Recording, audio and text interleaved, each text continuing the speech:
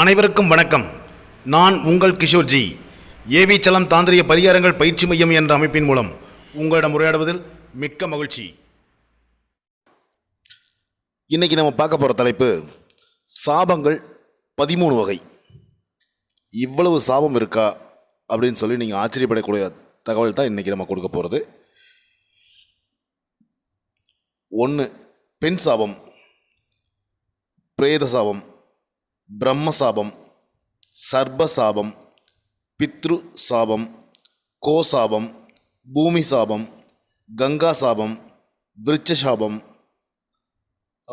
தேவசாபம், ரிஷி சாபம், முனி சாபம், குலதெய்வ சாபம். சரி, இதை ஒவ்வொன்றா நம்ம பார்க்கலாம். இதற்கு என்ன தீர்வு, நம்ம இதை எப்படி சரி செய்வது என்பதற்குண்டான பதிவு தான் இன்றைய பதிவு.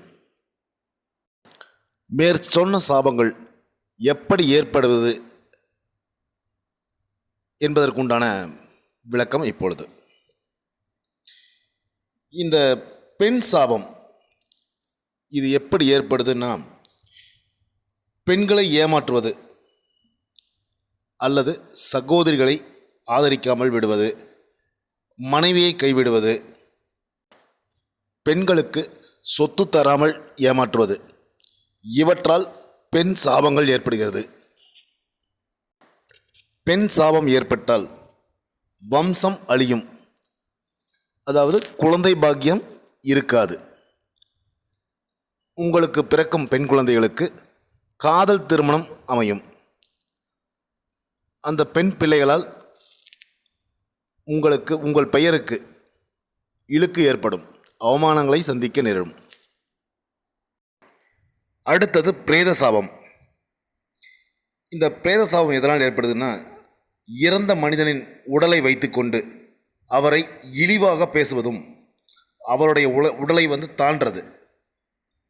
தெற்கு வடக்காக படுக்க வச்சுருக்கோம், நம்ம அவர் உடம்பை தாண்டக்கூடாது. அடுத்தது இந்த பிணத்தின் இறுதி காரியங்களை செய்ய விடாமல் தடுப்பது. அவருக்கு முக்கியமான ஒரு உறவு இருக்கும், அந்த உறவினரை பார்க்க விடாமல் தடுப்பது. இது பிரேத சாபத்தை ஏற்படுத்தும். பிரேத சாபத்தால் ஆயுள் குறையும், உங்களுக்கு தீராத வியாதிகள் ஏற்படும். இதற்கு ஒரே தீர்வு.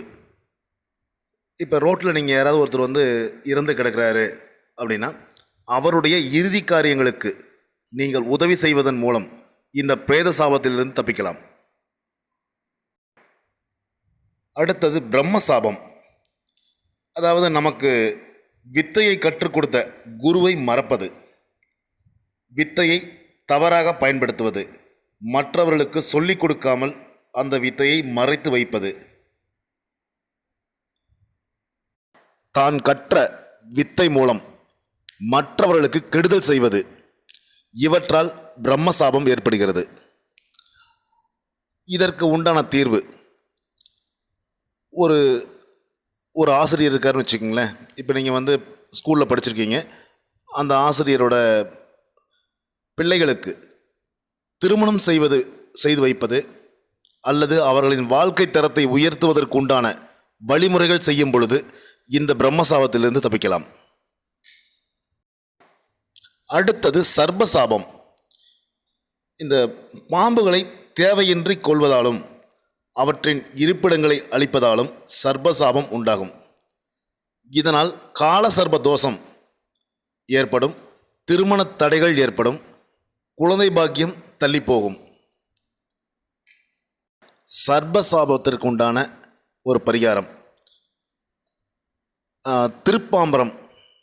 இந்த இடம் கும்பகோணத்தில் இருக்குது. கும்பகோணத்திலிருந்து காரைக்கால் செல்லும் வழியில் திருப்பாம்பரம் என்னும் இடத்துல இந்த ஒரு ஆலயம் இருக்குது. அந்த ஆலயத்தில் சிவன் திருப்பாம்புரநாதர் என்னும் பெயரால் அழைக்கப்படுகிறார். அந்த ஆலயத்திற்கு சென்று 2 பாம்புகள் இணைந்துள்ளது பாரு, அதாவது ராகு கேதுன்னு சொல்லி சொல்லுவாங்க, அந்த சிலை வடித்து வைத்து வழிபாடு செய்யும் பொழுது இந்த சர்பசாபம் தீரும். அடுத்து நம்ம பார்க்க போகிறது பித்ரு சாபம். இந்த பித்ருக்களுக்கு, அதாவது பித்ருக்கள் என்றால் முன்னோர்கள், நமது முன்னோர்களுக்கு செய்ய வேண்டிய கர்ம காரியங்களை செய்யாமல் மறப்பதும், தாய் தந்தை தாத்தா பாட்டி போன்றோரை உதாசீனப்படுத்துவதும், அவர்களை ஒதுக்கி வைப்பது, அவர்களை துன்பத்திற்கு ஆளாக்குவது, இது வந்து பித்ரு சாபத்தை உண்டாக்கும். பித்ரு சாபத்தை பித்ரு சாபம் ஏற்பட்டால் என்ன ஆகும்னு கேட்டிங்கன்னா, குழந்தை பாக்கியம் இருக்காது. அப்படியே பிறந்தாலும் பெண் குழந்தைகளாக பிறக்கும், ஆண் குழந்தை பிறக்காது. சில வீட்டில் வந்து பார்த்திங்கன்னா இந்த குழந்தைகள் பிறந்ததும் இறந்து போகுது. இது எல்லாம் அந்த பித்ரு சாபத்தால் ஏற்படக்கூடியது. இதற்கு தீர்வு அப்படின்னு பார்த்திங்கன்னா, அமாவாசை அன்று இறந்தவர்களுக்கு திதியும் தர்ப்பணமும் செய்வதே இந்த பித்ரு சாபத்திலிருந்து தப்பிப்பதற்குண்டான ஒரு வழி. அமாவாசை அன்று விரதம் இருந்து, அதாவது காலையிலேருந்து எதுவும் சாப்பிடக்கூடாது, உணவு இருந்தாமல் இருந்து பக்கத்தில் உள்ள ஏதோ ஒரு கோயிலுக்கு போயிட்டு அங்கு செய்யக்கூடிய திதியும், அதாவது அந்த முன்னோர்களுக்கு, இறந்த பித்திருக்களுக்கு திதியும் தர்ப்பணமும் செய்ய வேண்டும். செய்த பிறகு குலதெய்வம் கோயில் சென்று அதாவது குலதெய்வம் கோயில் போய் வழிபாடு செய்யணும். வழிபாடு செய்து பிறகு வீட்டிற்கு வந்து படையல் வைத்து முன்னோர்களை வணங்கி அதன் பிறகுதான் காகத்துக்கு சாப்பாடு வச்சதுக்கு அப்புறம் தான் நீங்கள் சாப்பிட்ணும். அது வரைக்கும் எதுவும் உணவு அருந்தக்கூடாது. அடுத்தது கோசாபம். இந்த பசுமாட்டை வதைப்பது, இதற்கு வந்து கோசாபம் என்று பெயர். அதாவது பால் தரக்கூடிய பசுவை வெட்டி கொள்வது, கன்றுடன் கூடிய பசுவை, அது கன்று தனியாகவும் பசு தனியாகவும் பிரிப்பது, தாகத்தால் பசு தவிக்கும் பொழுது தண்ணீர் கொடுக்காமல் விடுவதும், இது போன்ற காரணங்களால் பசு கண்ணீர் விடும். அப்பொழுது இந்த கோசாபம் ஏற்படுகிறது. இந்த பசுமாட்டை உணவாக உட்கொள்பவர்களுக்கும் இந்த கோசாபம் ஏற்படும். இதனால் என்ன பிரச்சனை வரும்னு பார்த்தீங்கன்னா, அதாவது எந்த விதமான வளர்ச்சியும் இருக்காது அந்த குடும்பத்தில். பசுவின் இறைச்சியை உண்பதால் அந்த குடும்பத்தில் எந்த விதமான வளர்ச்சியும் இருக்காது. அது முக்கியமாக நல்ல காரியங்கள் எதுவும் அந்த குடும்பத்தில் நடக்காது. இது வந்து கோசாபம் சொல்லுவாங்க. இருக்கிறதுலேயே ரொம்ப கடுமையான சாபம்னு பார்த்தீங்கன்னா இந்த கோசாபம் தான். அதனால் பசுமாட்டை அடிக்காதீங்க, அதை வந்து ரொம்ப சித்திரவதை செய்யாதீங்க.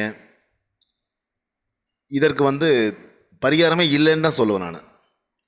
அதனால் முடிந்தவரை பசுவிற்கு தீங்கு செய்யாதீர்கள். அடுத்தது பூமி சாபம். இந்த பூமி சாபம் எதனால் ஏற்படுதுன்னு பார்த்தீங்கன்னா, தேவையில்லாத பொருட்களை பூமியில் புதைப்பதும், இந்த பிளாஸ்டிக் கழிவுகள் இது எல்லாத்தையும் பூமியில் போட்டு புதைக்கிறோம் நம்ம. இதன் மூலமாக பூமி சாபம் ஏற்படுகிறது. ஆத்திரத்தில் பூமியை காலால் உதைப்பதும், தேவையில்லாத இடங்களில் பள்ளம் பறிப்பதும், இப்போ இந்த ஆற்றுல எல்லாம் தண்ணியில் அந்த மணல் எடுக்கிறாங்க பார்த்திங்கன்னா, இது போன்றது வந்து பூமி சாபத்திற்கு கூட ஆளாக வேண்டியிருக்கும். இந்த பூமி சாபம் ஏற்பட்டால் நேர நரகம்தான். வாழும் காலத்திலேயே நரகத்தை அனுபவிக்க வேண்டியிருக்கும். அடுத்தது கங்கா சாபம்னு சொல்லுவாங்க. அதாவது எல்லோரும் குடிக்கக்கூடிய தண்ணீரை பாழ்படுத்துவது, அது கெடுக்குது. அடுத்தது இந்த ஓடுற தண்ணியில் அசுத்தம் செய்வது, அடுத்தவர்களுக்கு தண்ணியை தராமல், நம்ம குடிக்கிறதுக்கு ரொம்ப கஷ்டப்படுறோம்னு வச்சுக்கோங்களேன், தண்ணி இல்லாமல் ஒருத்தவங்க கஷ்டப்படுறாங்க அப்படின்னா அவர்களுக்கு தண்ணி தராமல் கஷ்டப்படுத்துவது, இது போன்றது வந்து கங்கா சாபத்தை கொடுக்கும். இந்த கங்கா சாபம் ஏற்பட்டால் நாம் உயிர் விடும் காலத்தில் தண்ணீர் அருந்த முடியாது. நீங்கள் தண்ணி குடிக்கணும்னு நினைப்பீங்க, ஆனால் குடிக்க முடியாது. உயிர் பிரியது வந்து நரக வேதனையாக இருக்கும். அதனால் முடிந்தவரை தண்ணீரை மாசுபடுத்தாதீர்கள். அடுத்தது விருட்ச சாபம். விருட்சம் என்றால் மரம். பச்சை மரத்தை எரிப்பது அல்லது வந்து நிழல் தரக்கூடிய மரத்தை வெட்டுவது, அந்த மரங்களில் இருக்கக்கூடிய பறவைகளை துன்புறுத்துவது, இது போன்ற காரியங்களை செய்வது விருட்ச சாபத்தை ஏற்படுத்தும். விருட்ச சாபத்தினால் கடன் உண்டாகும், நோய் தீராது. இந்த முடிந்த வரைக்கும் இந்த பச்சை மரத்தை வெட்டாமல் இருக்கிறது நல்லது. இதனால் மனதண்ணி இல்லாமல் இருக்கும். நம்ம நாட்டில் எல்லாத்துக்குமே அது பிரச்சனையாகத்தான் இருக்கும். அதனால் முடிந்தவரை இந்த பச்சை மரத்தை வெட்டாமல் இருந்து அதற்கு முடிஞ்சால் 2 குடம் தண்ணி ஊற்றுங்க. அது உங்களுக்கு உண்டான பிரச்சனைகளை தீர்ப்பதற்கு உண்டான ஒரு வழிமுறையாக இருக்கும். அடுத்தது தேவசாபம். இந்த தேவசாபம் எதனால் ஏற்படுதுன்னு பார்த்தீங்கன்னா, இந்த கோவில்களில் நடக்கும் பூஜையை பாதியில் நிறுத்துவது அல்லது பூஜைக்குரிய பொருட்களை கொடுக்காமல் பதுக்கி வைப்பது, அதாவது சுவாமி சிலைகளை நிந்திப்பது. இந்த சில பேர்லாம் பார்த்திங்கன்னா அந்த ஃபேஸ்புக்கு யூடியூப்லாம் வந்து சாமி சிலை மேலே வந்து கால் வச்சுட்ருப்பாங்க. இது போன்ற காரியங்களால் தேவசாபம் ஏற்படும். இந்த தேவசாபத்தால் உறவினர்கள் பிரிவார்கள். அதாவது கணவன் மனைவி இருவரும் சேர்ந்து வாழ இயலாது. இப்போ ஒரு சிலர்லாம் வந்து பிரிஞ்சு வாழ்கிறாங்க அப்படின்னா இதற்கு வந்து தேவசாபம் ஒரு காரணமாக இருக்கும். சரி, இதற்கு உண்டான ஒரு பரிகாரம் ஒன்று சொல்கிறேன் நான். உங்களுக்கு அருகில் உள்ள ஏதாவது ஒரு கோயிலுக்கு போங்க. அந்த கோவிலில் போயிட்டு, இந்த கணவன் மனைவி பிரிந்திருக்கக்கூடியவங்க, நான் எனது தவறை உணர்ந்தேன், அதாவது நான் அந்த தேவசாபம் ஏற்பட்டிருக்கோம் அப்படின்னு நான் நம்புகிறேன். அதனால் எனது வாழ்க்கை, நானும் என் மனைவியும் நாங்கள் பிரிஞ்சிருக்கோம், எங்களது பிரிவு நிரந்தரமாக இல்லாமல் நாங்கள் 2 பேரும் சேர்ந்து வாழ அருள் புரி, நான் செய்தது தவறு என்று மன்னிப்பு கேட்டு பிரார்த்தனை செய்யும் பொழுது இந்த தேவசாபம் விலகுவதற்குண்டான வாய்ப்புகள் உண்டாகும். அடுத்தது ரிஷி சாபம். இது வந்து கலியுகம்னு சொல்லுவாங்க. நம்ம இப்போ வாழக்கூடிய இது வந்து கலியுகம். இதில் இருக்கக்கூடிய உண்மையான பக்தர்களையும் ஆச்சாரிய புருஷர்கள்னு சொல்லுவாங்க. அதாவது இப்போ நம்ம பெரியவா இருக்கார், அவரை, அல்லது வாழும் மகான்கள் இருக்காங்க. இப்போ மூக்குப்பிடி சித்தரில் இறந்தார் பார்த்தீங்களா, இது போன்றவர்களை இகழ்வது, அவர்களை பற்றி தவறாக பேசுவதும் ரிஷி சாபத்தை கொடுக்கும். இதனால் வம்சம் அழியும். இதற்கு பரிகாரம் இல்லை. அவர்களுக்கு குழந்தை பாக்கியம் இருக்காது. இது வந்து ரிஷி சாபம்னு சொல்லுவாங்க. அடுத்தது வந்து முனிசாபம். இந்த முனிசாபம் எதனால் ஏற்படுதுன்னு பார்த்தீங்கன்னா, எல்லை தெய்வங்கள் மற்றும் சின்ன சின்ன தெய்வங்களுக்கு வழங்க வேண்டிய மரியாதைகளையும் பூஜைகளையும் மறைப்பது நம்ம மறந்து விட்டுருவோம் நம்ம. அதனால் வந்து இந்த முனிசாபம் ஏற்படுகிறது. இந்த முனிசாபத்தால் நமக்கு செய்வினை கோளாறுகள் ஏற்படும். இந்த செய்வினை கோளாறுகள் தீர்வதற்கும் உங்களது வாழ்க்கையில் மாற்றம் வருவதற்கும் அந்த காவல் தெய்வங்களான சிறு தெய்வங்களாக இருந்தாலும் சரி அல்லது பெரிய தெய்வங்களாக இருந்தாலும் சரி, அவர்களுக்கு உண்டான பூஜை முறைகளை மறக்காமல் செய்வதே மிக மிக சிறப்பு. அடுத்தது குலதெய்வ சாபம். இந்த குலதெய்வ சாபம் எதனால் ஏற்படுகிறது என்று பார்த்தீங்கன்னா, நம்முடைய குலதெய்வத்தை வணங்காமல் இருப்பது அல்லது வணங்குவதற்கு தடையாக இருப்பது. இப்போ ஒரு சில கோவில்கள்லாம் பார்த்தீங்கன்னா, பங்காளிகள் எல்லாம் ஒன்று சேர்ந்து தான் வந்து அந்த ஒரு கிடா வெட்டி பொங்கல் வைத்து இது எல்லாம் செய்வாங்க. இதில் வந்து 2 பிரிவாக பிரிஞ்சு நின்றுக்குவாங்க. ஒருத்தங்க செய்யன்னு சொல்லுவாங்க, இன்னொருத்தங்க செய்ய வேண்டாம்னு சொல்லுவாங்க. இது வந்து குலதெய்வ சாபத்தை ஏற்படுத்தும். அப்படி அந்த குலதெய்வ சாபம் ஏற்பட்டால் நமக்கு எந்த விதமான நல்லதும் நடக்காது. குலதெய்வத்தை மறப்பதும் அதாவது மறந்து போயிடுவோம் நம்ம குலதெய்வத்தையே. ஒரு காலத்தில் இப்போ பார்த்திங்கன்னா நிறைய பேருக்கு சென்னையிலெல்லாம் பார்த்திங்கன்னா நிறைய பேருக்கு வந்து குலதெய்வமே தெரிய மாட்டேங்குது. அது எங்கே இருக்குது, என்ன, நம்ம குலதெய்வம் எது என கூட தெரிய மாட்டேங்குது. இப்படி இருப்பவர்கள் குலதெய்வ சாபத்தால் பாதிக்கப்படுவார்கள். சரி, என்ன பாதிப்பு வரும் அப்படின்னு பார்த்தீங்கன்னா, செய்வினை கோளாறுகள் வரும். பில்லி, சூனியம், ஏவல்னு சொல்லக்கூடிய அமைப்புகள் இவர்களை தாக்கும். அதாவது குலதெய்வ சாபத்திற்கு உண்டானவர்களுக்கு மட்டுமே முதல்ல அவர்களைத்தான் தாக்கும். பிறகு தான் மற்றவங்களுக்கு செய்வினை கோளாறுகள்லாம் பாதிக்கிறது. இந்த குலதெய்வத்தை மறந்தவர்களுக்கு வீட்டில் எந்த விதமான நல்ல காரியங்களும் நடக்காது. ஏதாவது ஒரு பிரச்சனைகள் இருந்து கொண்டே இருக்கும். இதற்கு ஒரே தீர்வு, குலதெய்வத்தை கண்டுபிடித்து அல்லது குலதெய்வம் தெரிந்தவர்கள் அந்த குலதெய்வத்திற்கு செய்ய வேண்டிய வேண்டுதல்களை சரியாக செய்து வழிபாடு செய்ய இந்த குலதெய்வ சாபம் தீரும். நல்லது நடக்கும். வாழ்க வளமுடன். சிவாய நம. தாந்திரிக பரிகாரங்கள் பயிற்சி வகுப்பு ஏப்ரல் மாதம் 28ஆம் தேதி, அதாவது 28/4/2019 ஞாயிற்றுக்கிழமை அன்று சென்னை அம்பத்தூரில் தாந்திரிக பயிற்சி வகுப்புகள் நடைபெறும். பயிற்சி நேரம் காலை 10 மணி முதல் மாலை 6 மணி வரை இந்த தாந்திரிக பயிற்சி வகுப்பு நடைபெறும். இந்த பயிற்சி வகுப்பில் கலந்து கொள்ள முன்பதிவுக்கும் மேலும் விவரங்களுக்கும் என்னை நேரில் சந்தித்து தாந்திரிக பரிகாரங்கள் மூலம் உங்கள் அனைத்து பிரச்சனைகளுக்கும் தீர்வு காண கிஷோர்ஜி, ஏவிச்சலம் தாந்திரிக பரிகாரங்கள் பயிற்சி மையம், விஜயலட்சுமிபுரம், அம்பத்தூர் ஓடி பஸ் நிலையம் பின்புறம், சென்னை 53. தொலைபேசி எண்கள் 9566654582. நல்லதே நடக்கும்.